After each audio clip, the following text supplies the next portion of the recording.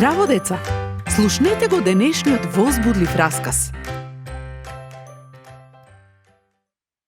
Томе гледаше како дедо ми изработува дрвени фигури за сцена.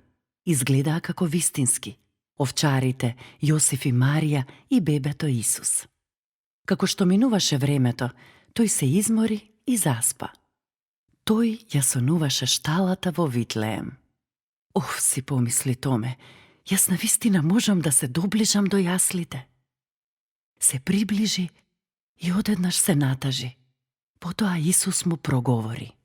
Зошто си толку тажен? Затоа што не ти донесов подарок. Не биди тажен. Јас од тебе сакам само 3 нешта. Ке ти дадам се што имам. Мојот електричен воз, моите компјутерски игри и... Не, тоа не е она што јас го сакам од тебе. Тоа не е причината поради која дојдов од небото на земјата.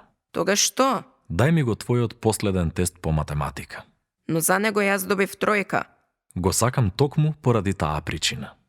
Сакам секогаш да ми го донесеш тоа што не ти е доволно во твојот живот. Ќе го направиш ли тоа? Да, ќе го направам. Вториот подарок што го сакам е твојата чинија за житарки. Не можам да ти ја дадам, бидејќи ја скршив. Јас сакам токму поради таа причина.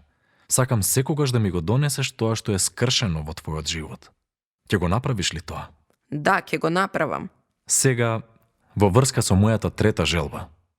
Томе, го сакам одговорот што ја го даде на мајка ти кога те праша како ти се скрши чинијата за житарки. Тогаш Томе почна да плаче и срцето му беше скршено. Јас ја излажав. Томе, твоите лаги, твојата непокорност, секое злобно нешто во твојот живот, можеш да ми го дадеш мене, целиот твој живот.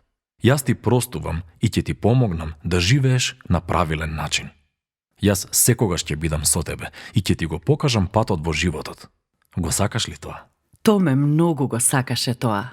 Оттогаш тој веруваше во Исус и му беше послушен. До следното слушање.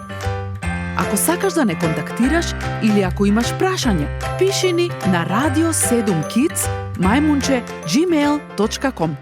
Чао!